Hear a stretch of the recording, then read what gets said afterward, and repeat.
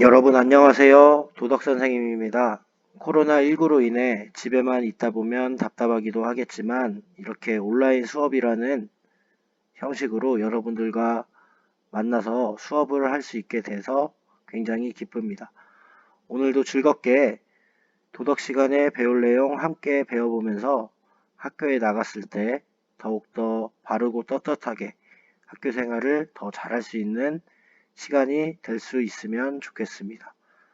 지난 시간에는 정직한 생활을 하는 방법과 이를 실천할 수 있는 방법을 배워보았는데 오늘은 바르고 떳떳하게 세 번째 시간으로 정직한 생활을 위해서는 올바른 선택을 어떻게 하는지 배워보도록 하겠습니다. 교과서는 도덕책 16에서 17쪽입니다. 먼저 이야기를 듣고 여러분이 이런 상황이었다면 어떻게 행동했을지 생각해 보도록 하겠습니다. 오늘은 선생님이 예전에 근무했던 학교에서 있었던 일을 이야기하면서 도덕 수업을 시작해 보려고 합니다. 때는 약 3년 전 3월 3일 학교 주변에서 있었던 일입니다. 수업을 마치고 집으로 돌아가던 한 학생이 문구점 앞에서 현금 70만 원과 예금 통장이 들어있는 가방을 발견하고 이 가방을 바로 주워서 공주경찰서 근처 지구대에 신고해서 주인에게 돌려주었습니다. 이 학생의 정직한 행동에 감동을 받은 공주경찰서장님께서 선물과 표창장을 직접 학교로 오셔서 전달했던 일이 있었습니다. 여러분들은 현금이 들어있는 가방을 발견하면 어떻게 행동할 것 같습니까?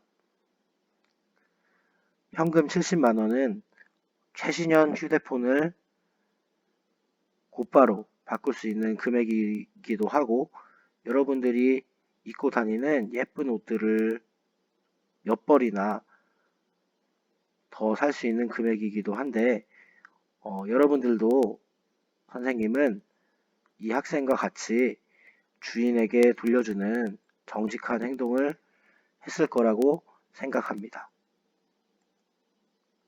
앞의 이야기 내용과 비슷한 경험을 한번 말해 보겠습니다. 앞에 있었던 학생과 같이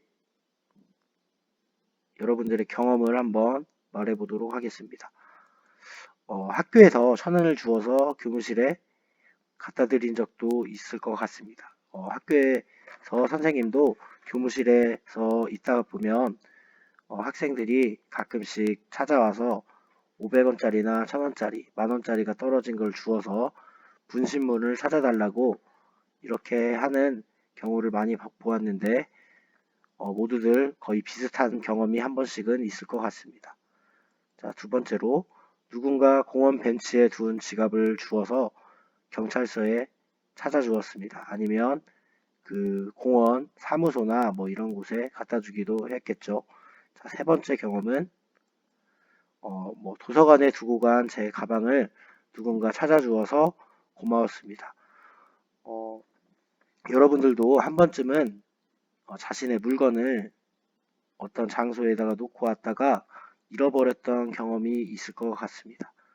그런 경우 당황하지 않고 관리사무소나 이런 곳에 가면은 분실물 센터에 놓아둔 물건을 찾을 수가 있겠죠.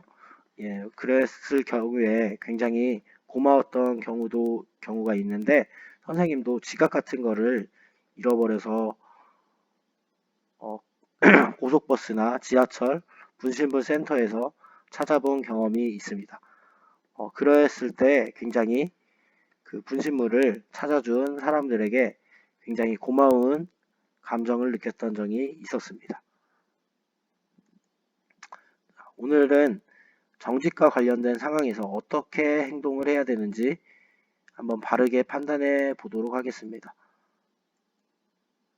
자, 먼저 정직하게 행동해야 할 상황을 떠올려 보면서 3단원에서는 세 번째 시간에는 무엇을 배워볼지 한번 같이 읽어보도록 하겠습니다. 3. 올바른 선택을 해요. 사람들은 때때로 눈앞의 이익이나 손해 때문에 정직함을 포기하기도 합니다. 정직하게 생활하는 것이 중요한 까닭을 생각해보고 어떻게 하는 것이 정직한 행동인지 바르게 판단해 봅시다. 자, 모두가 거짓말을 친다면 이 세상에서 믿을 만한 말은 아무것도 없을 것 같습니다. 그런 정직의 필요성을 생각하면서 다음 글을 다 같이 한번 읽어보도록 하겠습니다. 자, 먼저 정직하게 행동해야 될 상황에 대해서 한번 생각해 봅시다. 선생님이 든 예시를 보고 한번 여러분들의 비슷한 경험을 떠올려 보면 좋을 것 같습니다. 신호가 빨간불인데 지나가는 차가 없을 때, 여러분들 이때는 그냥 녹색불까지 기다렸다가 건너야 할까요? 아니면 지나가는 차가 없으니 그냥 건너도 될까요? 자, 두 번째, 친구와의 약속 시간에 늦었을 때 여러분들이 어떻게 친구들에게 늦은 이유를 설명을 해야 될지, 정직하게 자신이 늦은 이유를 친구들에게 얘기해 본 경험도 있을 거고 아닌 경우도 있을 것 같습니다. 자, 세 번째, 선생님께서 내주신 숙제나 가정통신문을 깜빡 잊고 안 해오거나 안 가져왔을 때 이런 경우에도 선생님께 정직하게 얘기를 했던 경우도 있을 거고 부모님이나 다른 핑계를 대서 거짓말을 했던 경우도 있을 것 같습니다. 자, 네 번째, 친구와 축구를 하다가 반칙을 했을 때, 여러분들 운동장에서 축구나 이런 게임을 하다가 보면은 자신도 모르는 사이에 반칙을 한 경험이 한 번쯤은 있을 것 같습니다. 그런 경우에 친구들이 못 봤다고 해서 자신이 잘못을 정직하게 말을 하는 게 맞는지, 아니면 친구들이 못 봤더라도 못 봤기 때문에 그냥 자신의 잘못이나 반칙을 말하지 않고 넘어가는 경우도 있을 것 같습니다. 자, 이제 나라면 어떻게 행동했을지 생각하며 민경이의 선택을 읽어보겠습니다. 민경이의 선택. 민경이는 과학 분야에서 훌륭한 업적을 남긴 인물을 다룬 책을 읽고 감상문을 쓰는 숙제를 하고 있었습니다. 민경이가 숙제가 조금씩 지루하다고 느낄 때쯤 성우가 찾아왔습니다. 민경아, 뭐해? 나랑 같이 놀러 가자. 안 돼. 나 지금 숙제하는 중이야. 그거 인터넷에서 찾아서 베끼면 되잖아. 인터넷을 검색해서 얼른 숙제 끝내. 그래도 숙제인데 내가 직접 제대로 해야지. 베끼면 내 것이 아니잖아. 선생님도 모르실 텐데 뭐 어때? 그렇긴 하지만 네가 얼른 숙제를 베껴서 끝내면 시간이 남아서 나랑 놀 수도 있어. 네가 베낀 거 아무한테도 말 안 할게. 정말? 나도 얼른 숙제를 끝내고 너랑 놀고 싶은데 어쩌지? 자, 이제 민경이의 선택에 관해서 선생님 물음에 답해 보도록 하겠습니다. 먼저 민경이는 무엇을 하고 있는 상황이었나요? 네, 그 과학 분야에서 훌륭한 업적을 남긴 인물을 다룬 책을 읽고 감상문을 쓰는 숙제를 하고 있었습니다. 그때 누가 찾아왔나요? 예, 성우가 찾아와서 지금 얼른 숙제를 끝내고 놀자고 하고 있습니다. 자, 이제 다음 질문에 답해 보도록 하겠습니다. 민경이는 어떤 문제를 겪고 있는지 교과서 17페이지를 같이 보면서 생각해 봅시다. 민경이는 무엇을 하다가 성우가 놀러와서 지금 고민을 하고 있었나요? 예, 민경이는 숙제를 하던 중 성우가 놀자고 해서 고민을 하고 있었습니다. 숙제를 금방 끝내고 놀면 좋은데 민경이는 어떤 고민을 추가적으로 하고 있었는지 한번 말해 보겠습니다. 숙제를 먼저 끝내고 친구랑 놀지 않을지, 친구와 먼저 놀고 숙제를 인터넷에서 보고 할지 고민을 하고 있죠. 여러분들도 이런 비슷한 경험이 있을 것 같습니다. 해야 될 일을 먼저 하고 친구하고 놀지 말지, 아니면 해야 될 것을 조금 미뤄두고 친구랑 놀지. 자, 친구가 아니라 선생님이 내준 숙제를 그냥 인터넷에서 금방 보고 베껴서 하고 친구하고 놀지. 뭐 그런 경험을 한 번씩은 해보았을 것 같습니다. 내가 민경이라면 어떤 선택을 할 것 같습니까? 두 가지 선택이 있을 것 같습니다. 숙제를 그냥 본인의 힘으로, 스스로의 힘으로 끝내고 오늘은 성호하고 놀지 않는 선택을 할 수도 있을 것 같고, 두 번째 선택으로는 숙제를 인터넷에서 보고 얼른 끝내고 나서 친구랑 놀 것 같습니다. 여러분이라면 어떤 선택을 할 것 같나요? 1번과 2번 중에 두 가지 중에 선택을 할 수 있겠죠. 자, 그러면 다음 질문을 한번 보도록 하겠습니다. 민경이의 선택에 좋은 점과 나쁜 점을 말해 보겠습니다. 숙제를 계속 한다면 어떤 좋은 점이 있을까요? 그리고 어떤 나쁜 점이 있을 것 같은지 한번 도덕책 17쪽에 적어 보겠습니다.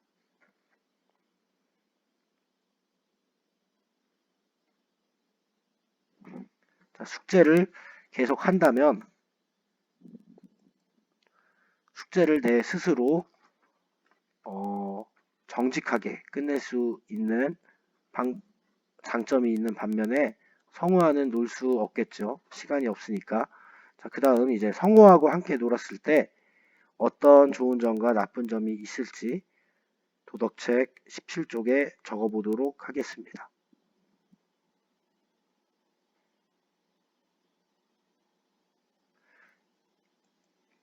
친구와 함께 즐겁게 놀 수 있는 좋은 점이 있는 반면에 숙제를 스스로 할 수 없고 인터넷에서 베껴서 선생님을 속여야 되는 나쁜 점이 있을 것 같습니다.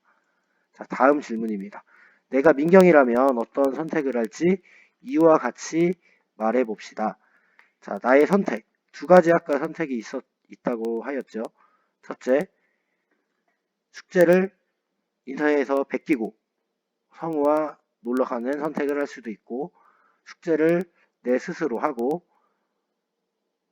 인터넷 성우하고 놀지 않는 그런 선택이 있을 것 같아요. 나의 선택과 그 이유를 도덕책 17쪽에 한번 적어봅시다. 자, 선생님은 이런 선택을 할 것 같아요. 숙제는 내 스스로 해야 되는 것이기 때문에 내 스스로 할 것이다. 그 이유는 숙제는 스스로 하는 것이기 때문입니다. 자, 그러면 이제 다음 질문을 한번 보도록 하겠습니다. 자, 나의 판단이 정말 옳은지 한번 살펴봅시다. 먼저 자신의 양심에 한번 비추어서 자신의 선택을 생각해 봅시다. 숙제는 스스로 해야 되는 것이라고 하였었죠. 그런데 나의 판단은 떳떳한가요? 네, 스스로 하였을 경우에는 떳떳했을 것 같습니다. 하지만 스스로 하지 않고 인터넷에서 베꼈을 때는 떳떳한 선택은 아니겠죠. 자, 그 다음 이제 선생님이나 친구 그리고 부모님이 이 사실을 알았을 때 주변 사람의 눈으로 한번 나의 판단을 살펴보도록 하겠습니다. 나의 부모님이나 선생님께서는 나의 선택에 대해 어떻게 생각할까요? 먼저 숙제를 스스로 하였을 경우에는 아무런 문제가 없을 것 같습니다. 모두들 그 민경이의 선택에 칭찬을 해줄 것 같은데요. 스스로 하려고 노력을 하였기 때문에. 하지만 민경이가 인터넷에서 숙제를 베끼고 제출한 것을 알게 되었을 때 부모님께서는 숙제는 그렇게 하는 게 아니라고 나무라실 수도 있을 것 같고 선생님도 그 사실을 듣게 된다면 굉장히 마음이 아프시고 민경이를 나쁘게 생각하실 것 같습니다. 자, 그렇다면 이제 결과를 한번 예상해 봅시다. 나중에 어떤 결과가 나타날 것인가? 스스로 하는 숙제를 계속 인터넷에 보고 베껴서 제출하는 경우 인터넷에 없는 숙제가 나타난다면 그 학생은 과연 숙제를 스스로 할 수 있을까요? 아마도 그 학생은